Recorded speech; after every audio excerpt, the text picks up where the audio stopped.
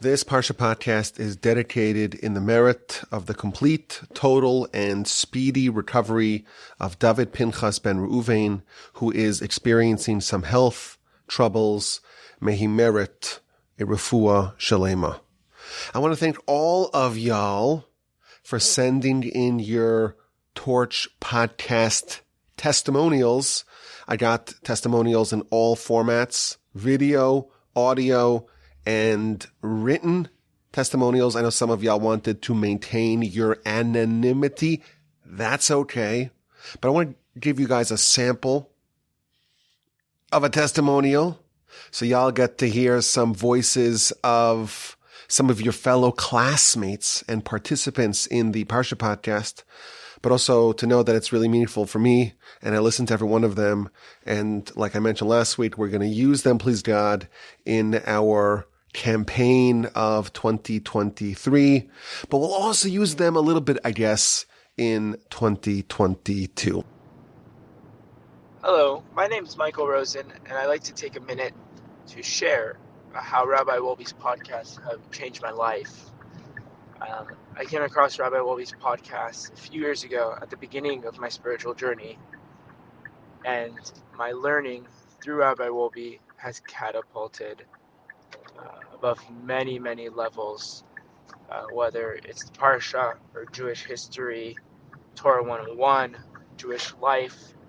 Anytime I want to learn about Judaism, the most direct and efficient way, the way I enjoy the most, is to listen to Rabbi Wolbe, his amazing words, his genius way of communicating ideas. My wife and I are both so much better off because of we have Rabbi Wolbe in our lives. Rabbi Wolbe, keep up the good work. And to all potential supporters, this is the cause to support. Thank you so much, Michael, for your kind and generous words. Today we're going to do something fun, I hope. It's a bit of an intricate study of one of the plot twists of our Parsha, Parshas Vayeishev.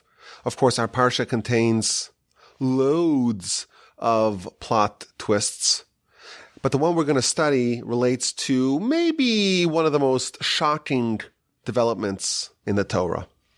Jacob has 12 sons and a daughter, of course, from 4 wives, and there is some friction in this large family. And that friction is especially present between Joseph and his brothers.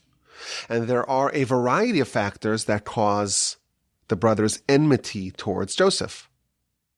For one, Joseph is Jacob's favorite. He looks like Jacob. Jacob imparts his Torah that he studied for 14 years in the academy of Shem and Aver. He imparts that Torah to Joseph. He gives Joseph a special tunic. The brothers are not happy with Jacob's favoritism towards Joseph. Joseph also has some juvenile tendencies. He likes to play with his hair, and he snitches on his brothers to Jacob. So there's a little bit of friction and conflict between Joseph and his brothers. Now things exacerbate when Joseph has dreams of grandeur and superiority. We're bundling bundles. I have my bundle. You have your bundles, he tells his brothers. And lo and behold, your bundles bow down to my bundles. And then he has a second dream, and he sees in the dream the sun, the moon, and 11 stars representing his 11 brothers bowing down to him. And Joseph makes the perhaps short-sighted decision to tell his brothers about his dreams.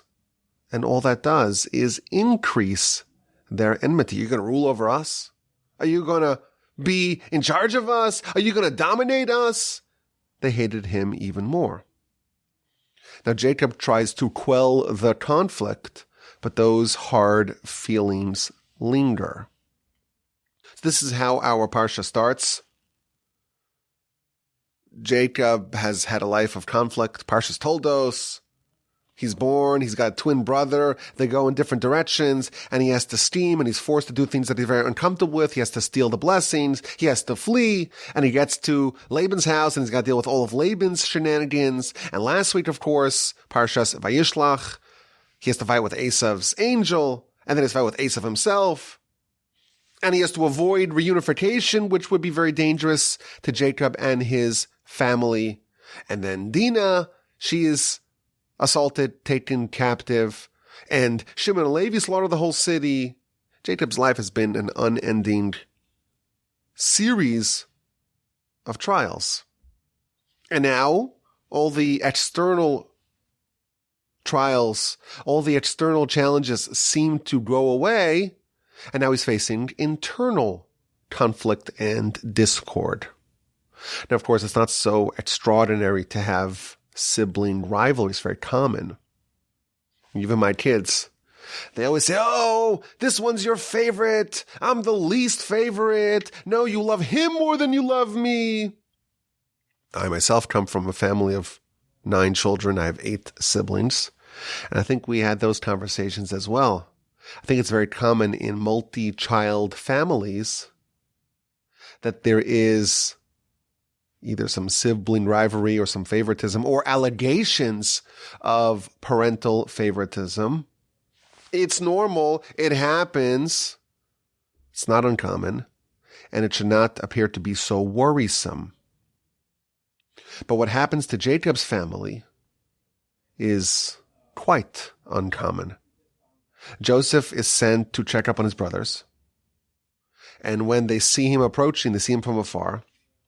They say, look who's coming, it's the dreamer. And they scheme and plot to kill him and to take his corpse and discard it into one of the pits. And let us see what happens with his dreams. And Reuben, the oldest brother, he hears what they're planning and he says, no, we're not going to do that. We're not going to kill him. Instead, let us throw him into a pit. Reuben was trying to save Joseph. And indeed, when Joseph arrived, they strip off his tunic and they cast him into a pit bereft of water. Rashi tells us it didn't have any water, but it did have snakes and scorpions in it. Joseph was alive, yes, but in a very precarious predicament. And then something else happened. As the brothers are eating bread, they see a caravan of Ishmaelites and they're traveling to Egypt. And Judah says, well, what do we gain from keeping him in the pit? And he's going to be eaten, or he's going to be hurt, or he's going to be killed by those snakes and scorpions. Let's sell him to the Ishmaelites. After all, Joseph is our brother, and he's our flesh. So they extract Joseph, and they sell him to the Ishmaelites for 20 silver coins, which we are told that they used to purchase shoes with. And the Ishmaelites eventually sell him to the Midianites, who eventually sell him to Egypt. Joseph arrives in Egypt. Jacob's sons, the brothers of Joseph, they sell him as a slave, and eventually Joseph arrives in Egypt. Now, of course, if we zoom out, we know that this is the beginning of the fulfillment of God's promise to Abraham in the covenant of the parts, chapter 15 of Genesis. This is even before Isaac is born, and God promises Abraham, Yodoate, that you should surely know that your descendants will be foreigners in a foreign land, and they'll be enslaved, and they'll be tormented for 400 years. And then they're going to leave with great wealth. A precondition for our nation being the people of the Almighty, the nation of God. One of the preconditions is that we're going to have to endure centuries of subjugation in a foreign land. And then we'll have the Exodus, and then we'll have the sign of Revelation, we'll get the Torah, we'll conquer the land, we'll build a temple. But before all of that, we're going to have to endure the iron crucible of a foreign land. Of course, that turns out to be the land of Egypt. And this all gets started with Joseph being sold as a slave. The inexplicable sale of the brothers of Joseph, this begins the process of fulfillment of this promise to Abraham. Of course, Joseph I don't want to spoil the story, but Joseph's going to end up in Egypt. Eventually, he's going to be incarcerated, but he is going to be taken out of jail and eventually become viceroy of Egypt. And he's going to prepare the Egyptians for their years of famine. And that famine is going to bring the rest of the family, and slowly and insidiously, once the family of Jacob are in Egypt, they're going to be enslaved. So this plan of 400 years of enslavement, this big picture, what's going to happen with the Jewish people, that, of course, was foretold to Abraham, is now being set into motion right here, right now. The brothers hate Joseph. They entertain killing him. They settle for just selling him. And Joseph is the first representative of this glorious family in Egypt. And he's going to be there for 22 years before Jacob and the rest of the family arrive. But Joseph is the first pioneer. He's a pioneer, disagreeably so, unwittingly so. But the nation is now descending into the iron crucible. Now, if you study the sale of Joseph, of course, it's one of the most shocking events of the Torah. And only once we really zoom out and we are able to see the perspective of hundreds of years, and we know what God told Abraham, and we see how it all ended up with the nation leaving with great miracles and fanfare, the outstretched arm, the Exodus, and eventually making their way to Sinai, and getting the manna for 40 years and having Moshe and all that. It worked out pretty well. And look at us, we're still here. We are an eternal nation, still fighting and struggling to fulfill Abraham's mission and destiny. And it all starts over here now with Joseph. But if you examine the sale of Joseph, you notice that there are various stages of changes that happen to him. The initial plan is when he's coming down and they see him from a distance. This is chapter 37, verse 19 and 20. And they say, look, here's the dreamer. Dreamer's coming. Let's kill him and cast him into one of these pits. And we'll say a wild animal, a bad animal took care of him. She killed him. Let's see what happens with those dreams. The initial plan was to actively kill Joseph. And then Reuben intervenes. Vayeishma Reuven, and Reuven heard. And he started to save him. We're not going to kill him. Don't spill his blood.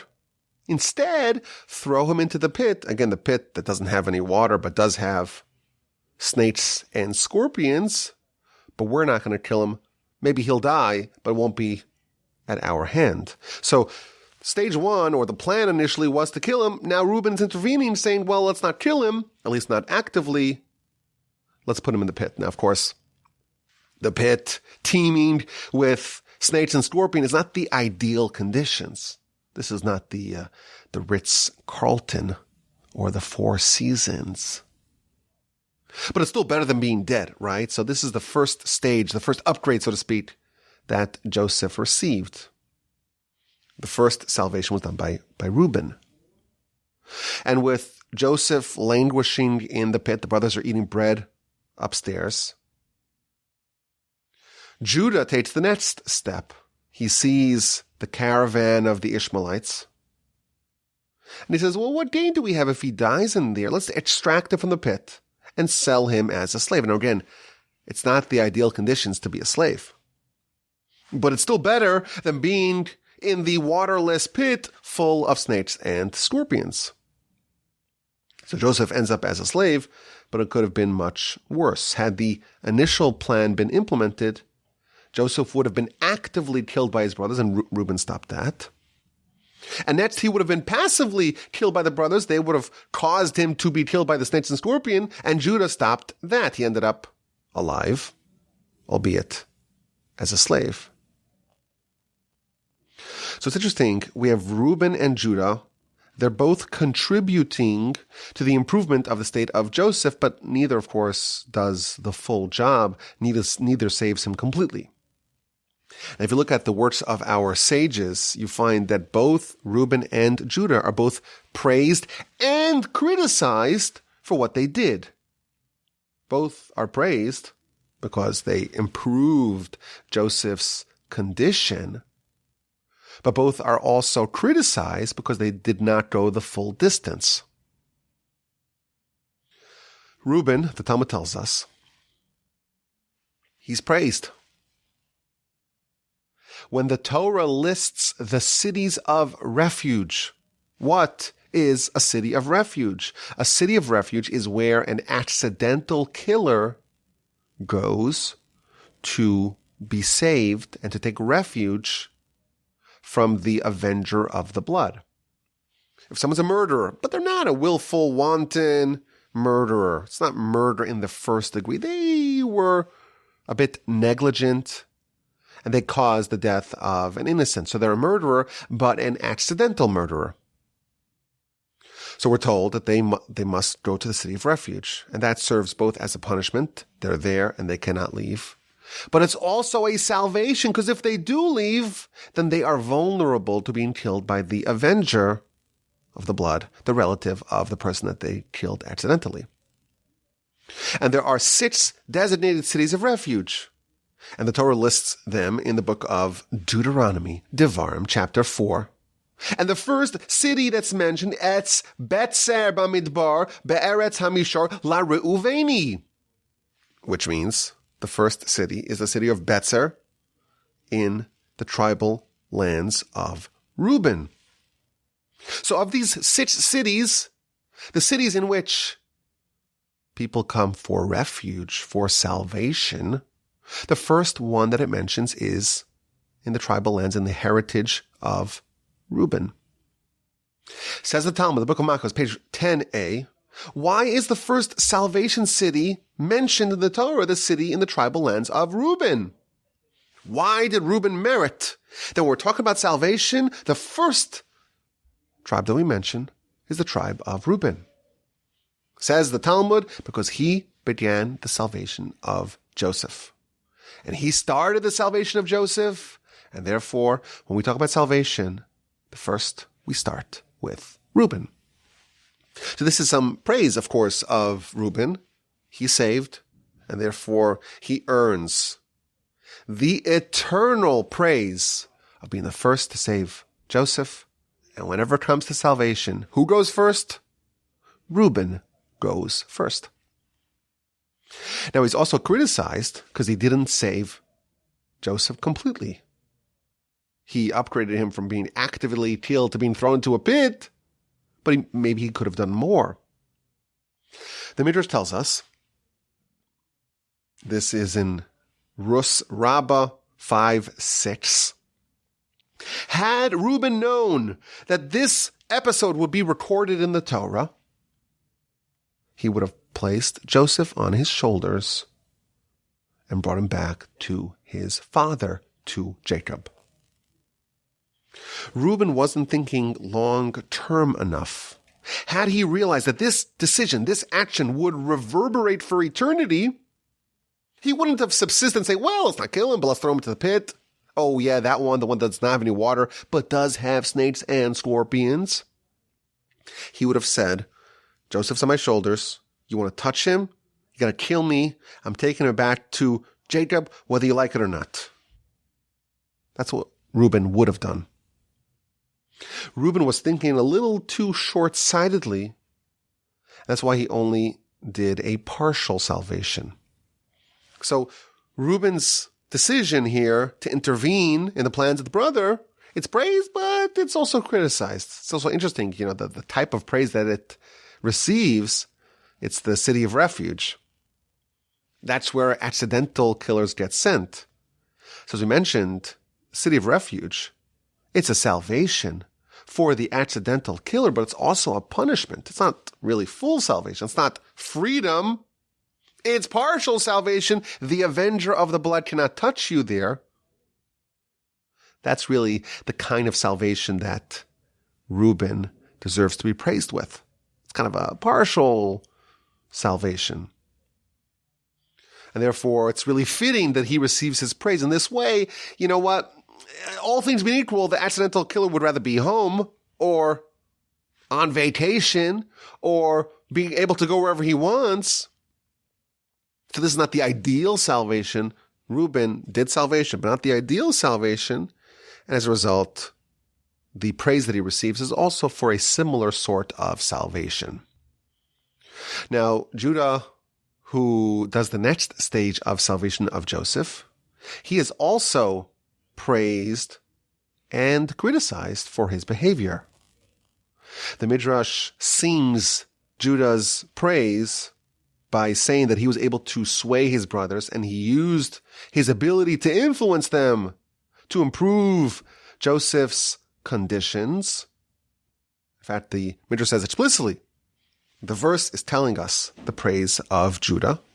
But the Talmud also criticizes him in a brutal fashion by saying that he started the salvation, but he didn't finish it. And someone who starts something good and does not finish it is going to be demoted, as Judah was, and is going to bury his wife and children, as Judah did. Judah did a partial mitzvah, and as a result, he was only able to build a partial family before it came apart. But this is a very interesting part of our Parsha. There are, as you mentioned, a lot of interesting parts, but we have the salvation, albeit the partial salvation of Joseph. Now, if we take this story and we examine it and take it a step further, I think we can ask the following question. The sons of Jacob were titans. These were very capable, very gifted, very righteous people. Out of the 10 sons of Jacob, only 2 of them, Reuben initially and then Judah, they stepped forward to save Joseph. And the question is why? Why specifically these 2? Reuben and Judah, why did they save Joseph? Now, maybe this is not such a good question because maybe the answer is obvious. Judah, well, he is the tribe of the monarchy. He had leadership qualities. He's taking initiative multiple times in the Torah. And Reuben, well, you could say that given his position as the oldest, he would naturally be more responsible or feel more of a obligation to stop this terrible decision from being implemented. But I saw 2 ideas that I want to share. Very incredible ideas, very powerful ideas that I think illuminate this story with new light. And I think truly deepen our understanding of what was going on, but also give us some takeaways. We're always looking for something to take home with us. Well, what's something that we can glean? What's some insight that we can walk away with from this story? And I think the 2 ideas that I want to share with you, the 2 ideas that perhaps are interconnected and interrelated, these are ideas that can give us some ideas or some principle, some lesson that we can emerge from this Parsha with. So if you look at the verse that talks about Reuben's intervention, it starts off with an interesting word or interesting few words. Vayishma Reuven, and Reuven heard. Vayatzileu mi'adam, and he saved them from their hands. And he said, we're not going to strike him down. We're not going to kill him. But the verse starts with Vayishma Reuven, and Reuben heard. What did Reuben hear? Doesn't say in the verse. Reuben heard. Now, you would think that it's the deliberations. Oh, here's the dreamer. Let's see what happens with his dream. Let's kill him. Let's throw him into the pit, and we'll say that a wild animal killed him. That was the discussion before Joseph arrived. And simply put, you would say that's what Reuben heard. But of course, everyone was there, and everyone was present, and everyone was privy to that. Let me say that again. That did not come out cleanly. Everyone was privy privy. Everyone was privy to that conversation, including Shimon and Levi and Judah and Issachar, Zvulun, Dan. Everyone heard it. Everyone was part of this discussion, this deliberation. Why does it say that Reuven heard it? So I saw an incredible comment in the Panim Yafos. He says that Reuven heard something that no one else heard. And that thing that Reuven heard, that prompted him to save Joseph. So what's happening? Jacob sends Joseph to go check up on his brothers. And Joseph is approaching. And the brothers begin to scheme. And one of them said to the other, "Hey, look who's coming. It's Joseph the dreamer. Let us eliminate our nemesis right now. Let's kill him. Let's throw him into the pits. And we'll say that an evil animal, a wild animal, ate him. And let us see what will be with his dreams." That part of the verse, let us see what will be with his dreams. Simply put, if you just read the verse, you would say, well, the brothers are talking cynically. They're speaking mockingly, sardonically. Oh, here's the dreamer. Here's the dreamer. Let's see what happens. Let's see what happens. We're going to kill him. Let's see what happens with those dreams.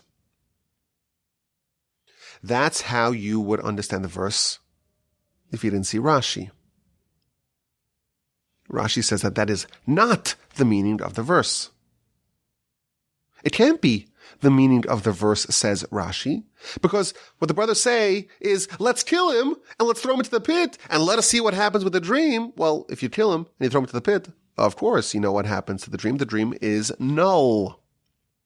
So the first part of the sentence does not jive with the other part of the sentence. You can't say, let us see what happens with the dream, if you know what happens with the dream, because if you kill him, you know that the dream is false, is null, is meaningless, because he is dead. He's not going to rule over you. So that cannot be what the verse means.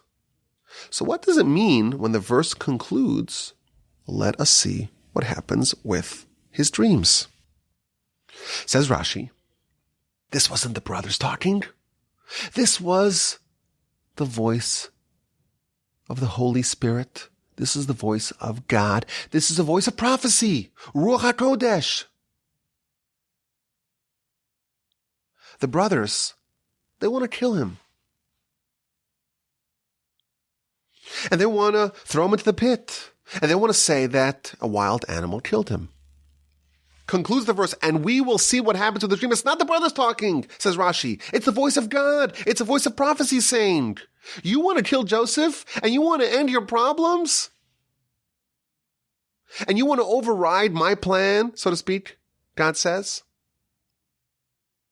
You want to invalidate the dreams? Let us see exactly who's going to win this. Will you win it? Or will the will of God prevail? Let us see what happens with the dream. It's not the brothers talking, it's God talking. Oh, let's see if you're able to actually implement your plans. That was the prophecy talking. But who heard this prophecy? No one heard it, apparently. No one except Reuben. The very next verse. Vayishma Reuven, and Reuven heard. What did he hear? Says the Panim Yafos, he heard that prophecy. He heard the prophecy that said that no, actually those dreams are going to come true.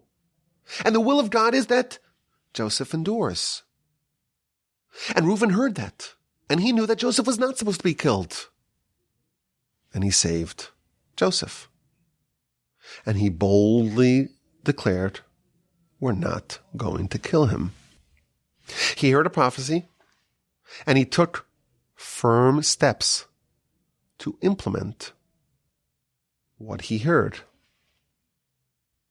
And he cites this comment in the Panim Yafos. He cites an incredible story in the Talmud, the Book of Taanis, page 21a. It's a story of two destitute and impoverished students. One of them is one of the names you'll see most, or one of the most frequent names in the Talmud, Rabbi Yochanan. And one of them was his friend, whose name barely appears in the Talmud. His name was Ilfa. And they were students, and they were very, very poor. And they made a decision, listen, this is not the kind of life that we want. To be destitute, to be impoverished, to be always wanting and lacking, to live a life of privation. No one likes that. They said, okay, it's time to close the books. It's time to wind up the scrolls. Let's go make a living. And they were very bright, very gifted students, but they felt that was the right decision for them. We're so poor, we're so impoverished, we have to leave and try to make a livelihood. So they left. They left the academy. And they're going to make their fortune. And they were sitting under a wall, a weak wall, not up to code. And they're eating lunch as they plan their startup ideas. And two angels come, and Rabbi Yochanan overhears what these angels are talking about.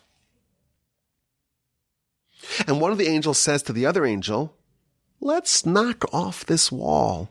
Let's give it a little nudge, this rickety, dilapidated wall. Let's send it flying and let it crush these two students. Because after all, they deserve to die. Because they're leaving the academy and they're abandoning Torah and they're abandoning the only thing that could give them eternal life in exchange to make a few bucks. They're forfeiting eternal life for the temporary life. We have to kill him. That's what one of the angels says to the other angel. And the second angel responds, no, we're not going to do it. Because among these two, there's one of them that's destined for real, transcendent greatness. Now, Rabbi Yochanan is here, they're eating lunch, and he overhears that conversation. Ilfa, the other young scholar, does not hear this. So Rabbi Yochanan asks Ilfa, did you hear that? Did you hear that conversation amongst the angels? He says, no, I don't, angels? I don't see any angels. What are you talking about? So Rabbi Yochanan says, well, I heard it, and he didn't hear it. It must be that they were talking about me, and this is a message to me. So Rabbi Yochanan says to Ilfa, I'm going to go back to the academy. And if I'm poor and impoverished, okay, the Almighty will take care of me. So he went back to the academy. And Ilfa, his colleague and peer, went to do business and commerce. And Rabbi Yochanan flourished in the academy and eventually was appointed the head of the academy. And the word that the Talmud uses, it's not appointed. It says he was coronated. He was coronated as the head of the academy. And Rashi there says that actually improved his financial situation, because once someone was appointed head of the academy, they would bestow gifts upon him and they would give him a very nice, robust salary. So he ended up as a man of means. And by the time Ilfa comes back, Ilfa had gone to go make a fortune. And he was wealthy once he returned and reunited. He came back, and he's a successful businessman. And his former colleague is now the head of the academy. And the students, they know who this Ilfa person is. And they say to him, well, Ilfa, what would have happened if you stayed here? If you stayed here and you never abandoned the academy, it would not be Rabbi Yochanan there at the head of the academy. It would be you. And Rashi there says that actually of these two, Ilfa and Rabbi Yochanan, when they left the academy, Ilfa was actually a greater scholar than Rabbi Yochanan. And had he put in the time and the dedication like Rabbi Yochanan did, it is he who would have been coronated. Now, Ilfa took this as a little bit of a slight to his scholarship. He climbed up the mast of a ship. Why a ship? All the commentaries talk about it. Maybe it's because he was a man of commerce and business, and maybe he had a ship. Or maybe the Talmud says that great Torah success does not come to those who go on expeditions to pursue business opportunities in ships. He climbs the mast of a ship, and he says, anyone can ask me any question. Shoot, ask any question. And I will show you that my Torah prowess is still very, very high. And if I can't answer a question, I'm jumping off, and I will drown. And the Talmud proceeds to tell us that they started peppering him with questions. But back to Reuben. Here we see a precedent. When there is a prophetic voice, and it is saying something, and there are multiple people around, and one person hears it, and the other people don't hear it, just as was the case with Rabbi Yochanan, he says, I heard it. It must be it's talking to me, and I have to do something about this. Ilfa did not hear it. It must be it's for me. And he went to implement it. Similarly, Vayeishma Reuven heard. What did he hear? He heard the prophetic voice. The voice that was saying, well, let's actually see what happens with his dreams. Reuben heard the prophetic voice, and he understood that he heard it for a reason. And he took steps to implement it and to save Joseph. This is an incredible idea. Sometimes God clues people in to what is destined to happen. They hear a prophecy. They get a window into what God intends for the future. And this information is not given to them for their own curiosity, for their own viewing pleasure. It's conveyed to them for a reason, for an express reason. You learn something, there's a reason why you learned it. You have to do something about it. It's a sign that God wants your participation in executing said plan. If you see something, if you learn something, do something. Now, this principle we see elsewhere in the Torah. There's many places actually we see this idea. So, for example, Parshas Toldos, Jacob and Esav, two twins with very, very different characteristics. When Rebekah was pregnant, and she was having a rough pregnancy, the verse tells us, chapter 25, verse 23, she went to find out what's going on. And the prophet tells her, Jacob will be the heir of the legacy of Abraham, and the older one, i.e. Esav, will be subjected to the younger one. Rebekah is given a prophecy, and she doesn't share it with Isaac, but all of her decisions now make sense. She understood that she was told something for a reason, And she takes steps to implement that. And when she overhears Isaac saying, I'm going to give Esav a blessing, she does something, again, very radical.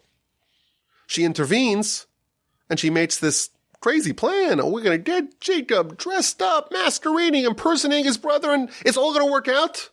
It's all going to work out because she knows, because she has some insider info. Same principle as Reuben and Rabbi Yochanan. When the Almighty reveals his plans to you, it is for a reason. And it's a sign that he wants something out of you. He wants you to play a part in it. And that is why Rebecca works assiduously to try to actualize those prophecies.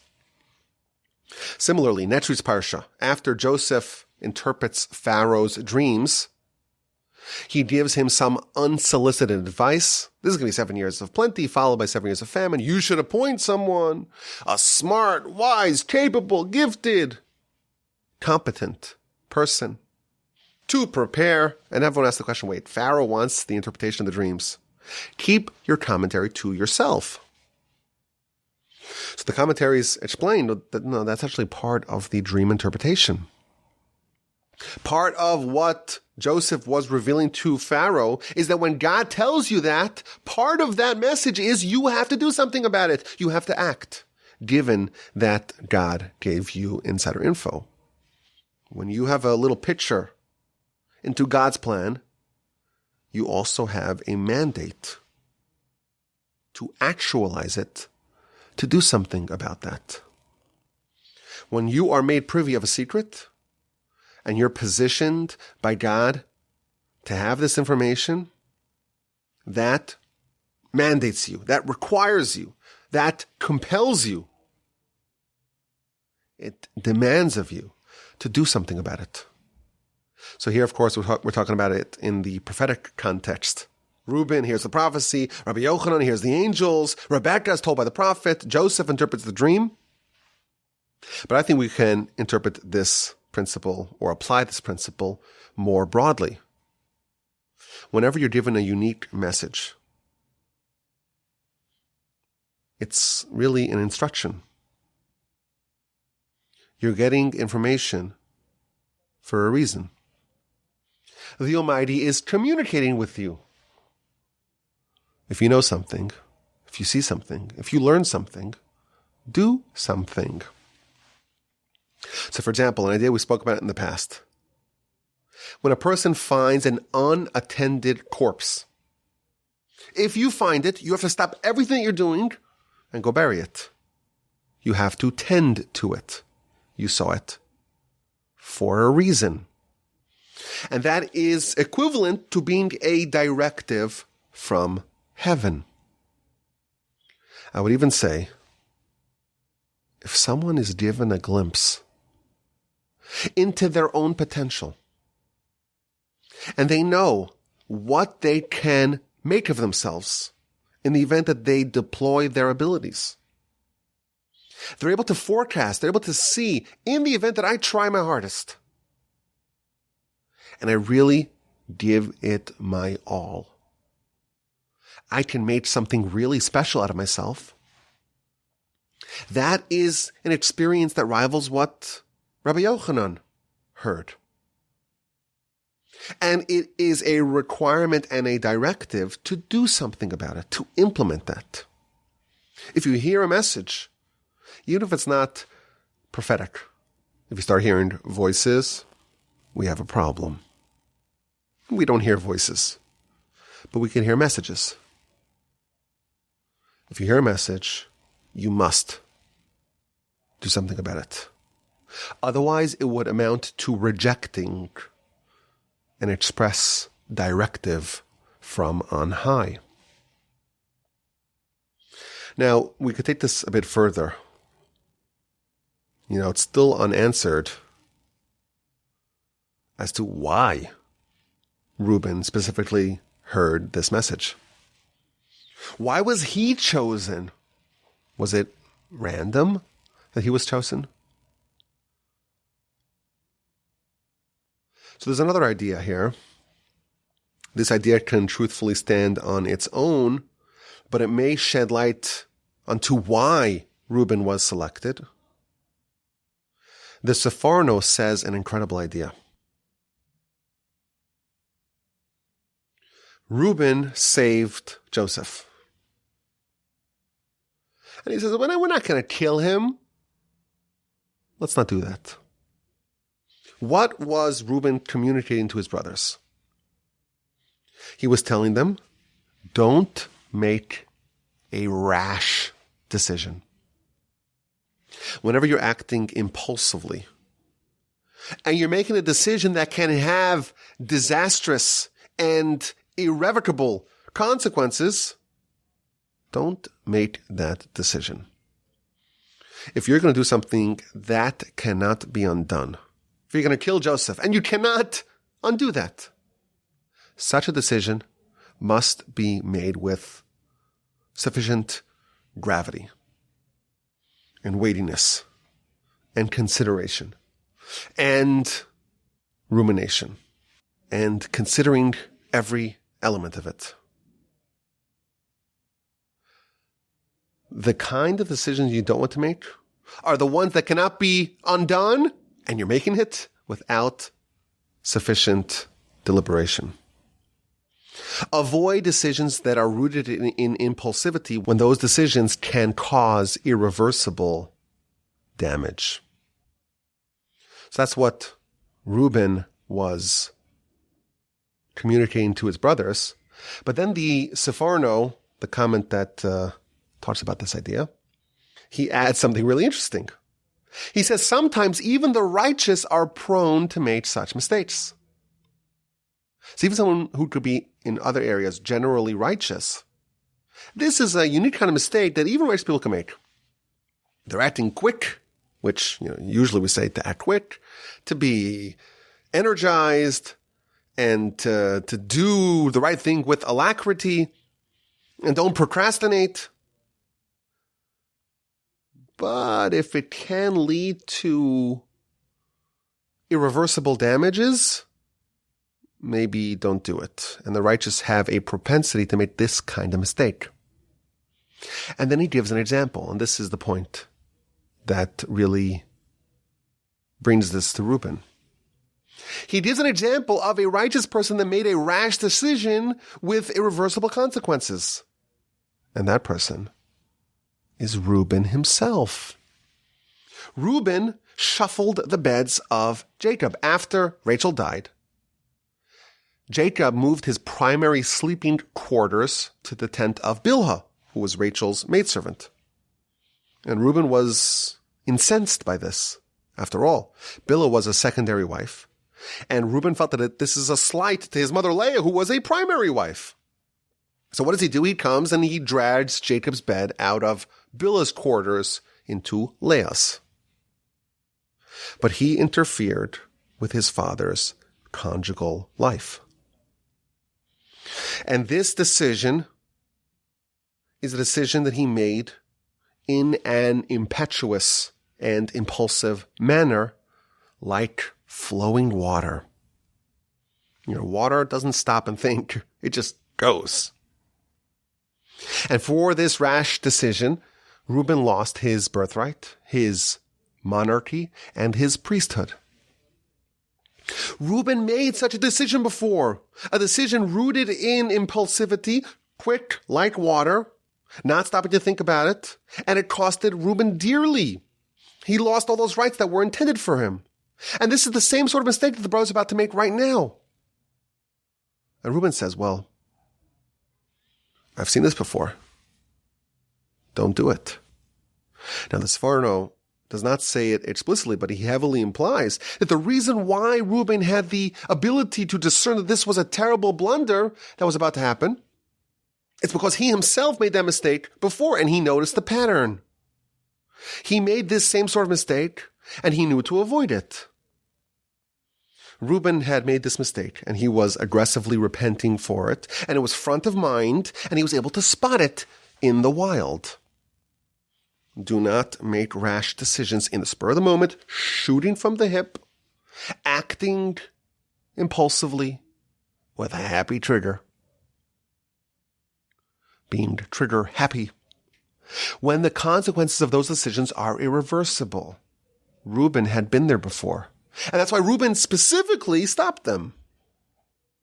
Now, maybe this is why he was given the prophecy.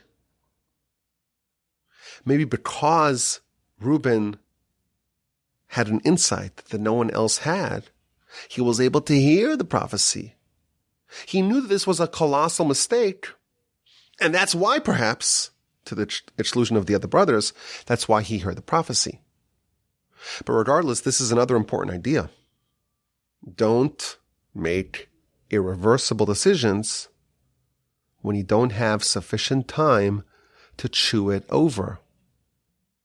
If you ever get really upset and you type out furiously an email, or you're like, I gotta get this tattoo right now. Don't make permanent decisions impulsively. Sleep on it. Ruminate on it. Reuben made that mistake once. He's not going to make it again. So last night, I had an interesting conversation last night. Someone proposed that I do something, and it was really not an unreasonable suggestion. But I told him, I said, I have a policy. I've made this mistake way too many times.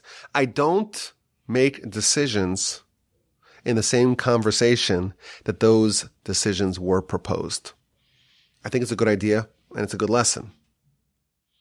And maybe that's what's really happening here with Reuben. He notices a pattern. A decision made on the spur of the moment, one that cannot be undone. I've been there before. I'm not going to do it again. And maybe that's why he actually received the prophecy. Now, this perhaps can be taken to another level.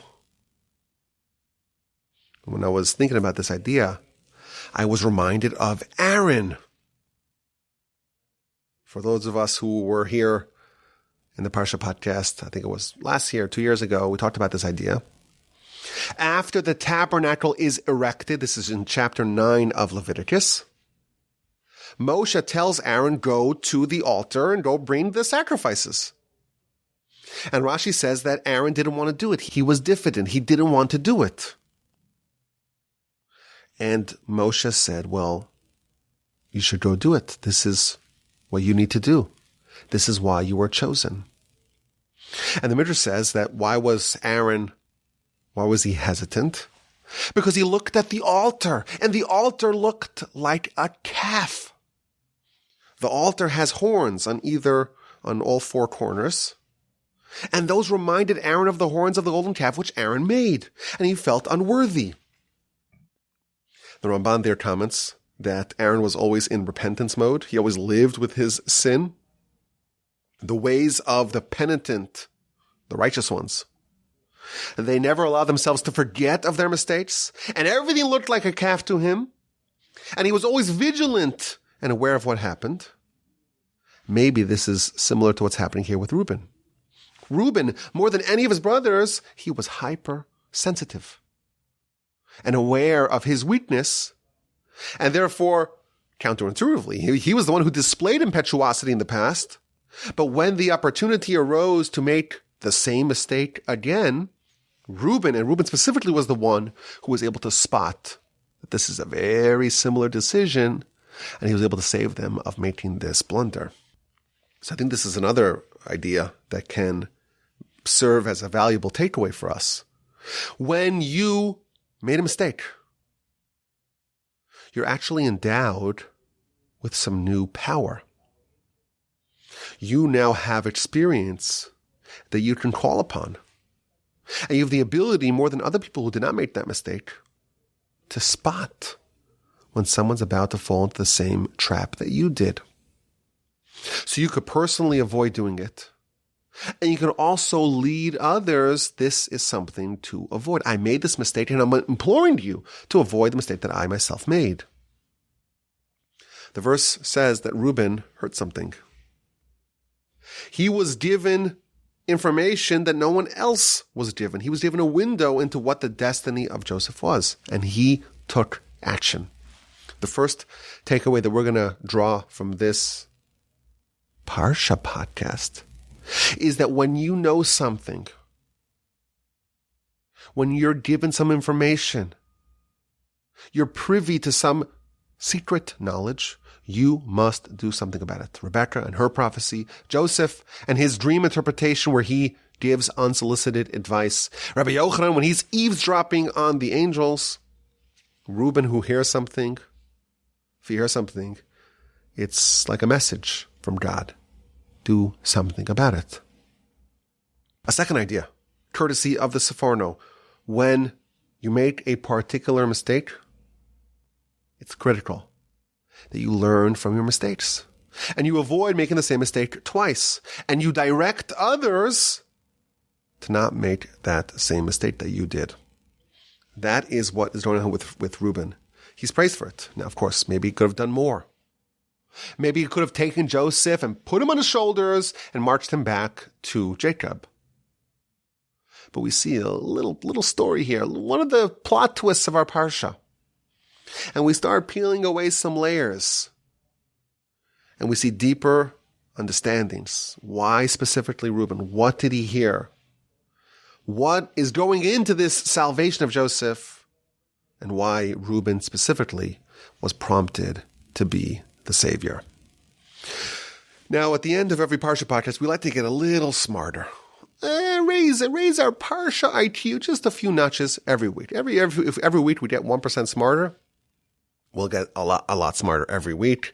Then it's going to compound, and eventually we'll get really capable, and we'll know the Parsha really, really, really well. And by the way, it won't be limited to just Parsha. The only thing really that's documented, that is demonstrated to raise a person's intelligence is the study of Torah. So we like to end the Parsha by, we start off with an idea, that's the I, and then the Parsha podcast ends with a cue, which is a question or a comment, poorly spelled, or a quip. Mostly we try to do a question. Sometimes we answer the question, sometimes we just enjoy the question. This is what I call a broadening question on our Parsha. Something that's going to give us somewhat of an insight into how much intricacy is going on in these stories of Genesis. So the Parsha begins, Vayeishev, Jacob settled. He settled in the land of his forefathers. He settled back in Canaan. Last Parsha, he had to deal with Esav when he was traveling back. Previous Parsha, he had to escape, and he had to deal with Laban for 20 years. Now, Jacob is settling. And Rashi tells us that the verse that follows is connected to the settling of Jacob. The verse says, well, these are the children of Jacob, and it mentions Joseph. So Rashi is going to link the settling of Jacob to the fact that Joseph was his son.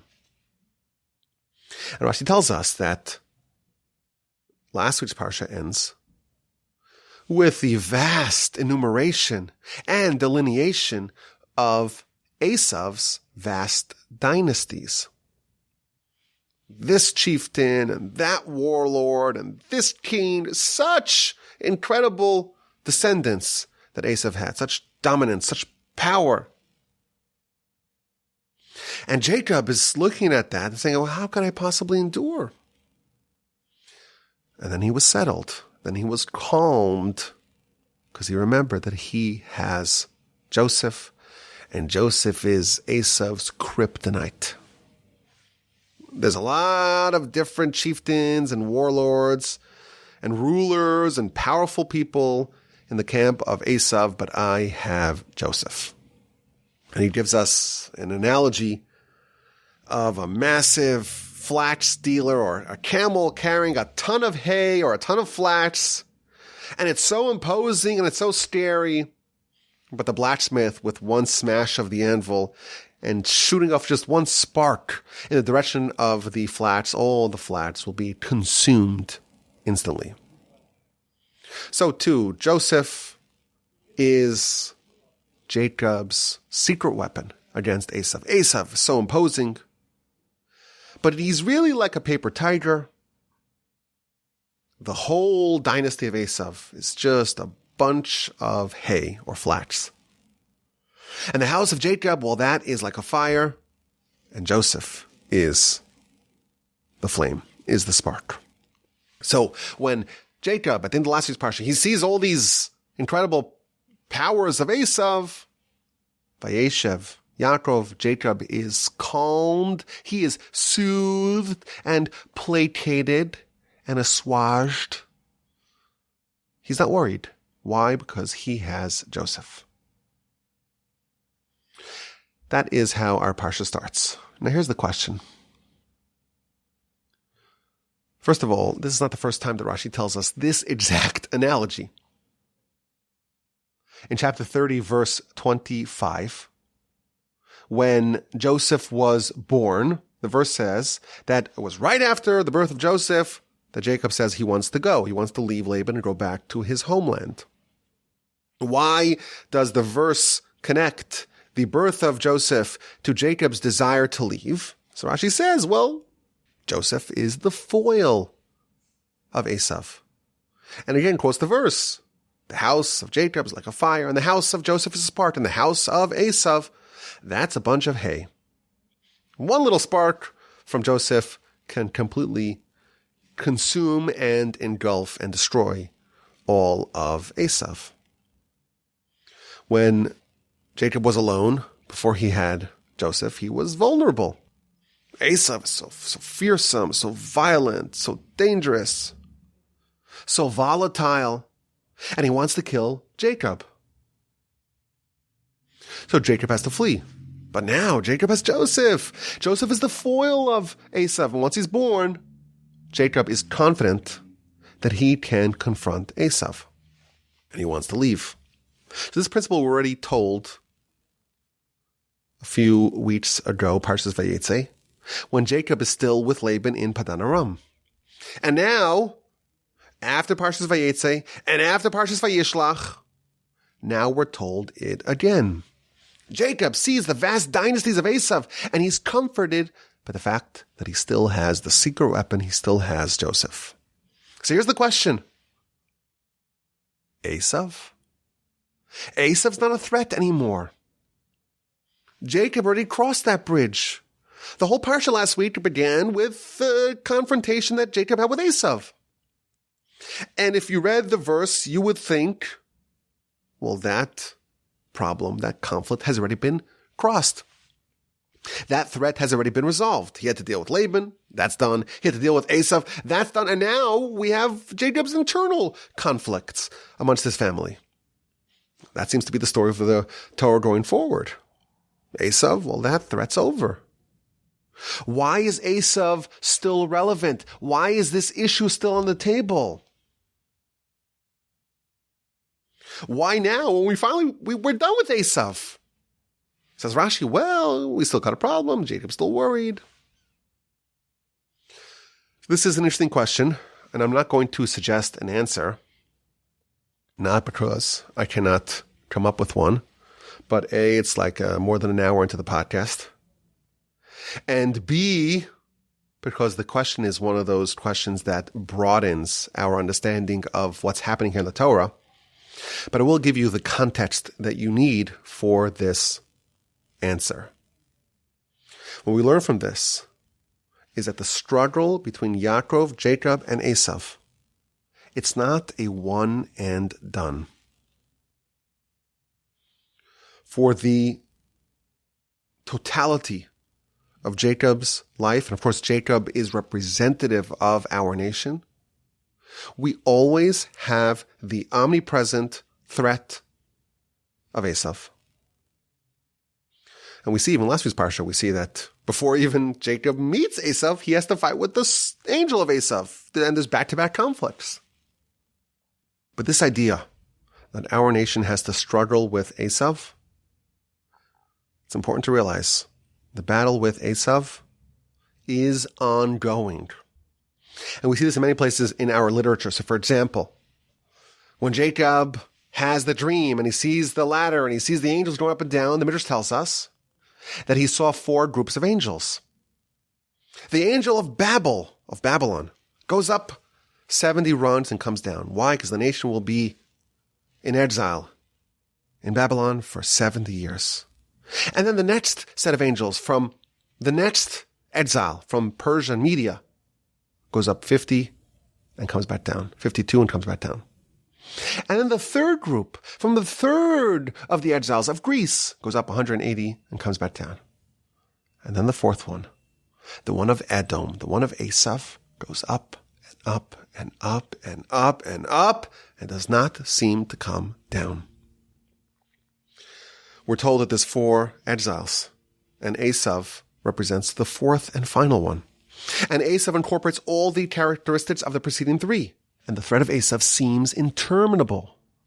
And when it ends, that's the Messiah. The last battle is the final battle against Esav. And just as Jacob has never seemed to be finished with his battle against Esav, and he always has to make sure that Joseph is there, that's the story of the Jewish people. And when Jacob is actually being buried, Jacob the individual, Esav comes to stop him, to blockade his interment in the cave of the patriarchs, even after Jacob has passed. Esav is still there trying to stop him. And only then, at the very, very end, Esav is finally decapitated and destroyed. Esav is always lurking. You can never really defeat it entirely until Messiah. Esav's grandson is Amalek. Amalek is the most potent and concentrated element of Esav. And so long as Amalek exists, we read about in the Torah later on, God's throne, so to speak, is incomplete. We always need the force of Joseph. Even after we initially destroy Esav, we still need Joseph. Joseph is representative of Messiah ben Joseph, who's going to clear the path for Messiah ben David. And there's a connection. I know we're getting into the weeds over here. There's a connection between Joseph and Dan, because the tip of the spear of Joseph is Dan. And all this is very theoretical. And it is, of course, broadening. But it's not so theoretical once you realize that the war between Jacob and Esav is representative, is emblematic of the war that we have with our Yetzer Hara. And we must always maintain our vigilance. And we must always harness the power of Joseph to win. Until Messiah comes and the Almighty slaughters the Yetzer Hara for the righteous in front of the wicked, as told in the Talmud, in the book of Sukkah, on page 52a. Until then, we always have to make sure that we have what it takes to defeat the Yetzer Hara. Now again, I promised I wouldn't give you an answer, and I think I kind of did, but the question is really the takeaway. There are a lot of moving parts of what we're talking about. This question is a vista expanding one. We read the stories, and the stories, of course, can and ought to be understood on a simple level as well. Even small children read this. But we realize, every once in a while, we realize there's a lot more happening behind the scenes. I have a plan, please God, to talk more about this sometime in the future. But I guess now you have a little taste of this subject at hand. And I appreciate that you joined me on this journey. And you join me every week here on the Parsha Podcast. And I'm sitting now in the studio in the Torch Center in Houston, Texas. It's December, so I feel morally and contractually obligated to tell you that if you've not yet contributed to Torch in 2022, you could still do it for another couple of weeks. torchweb.org. Send me an email, rabbiwalby@gmail.com. Listen to some of my other podcasts. There's a lot going on here at Torch.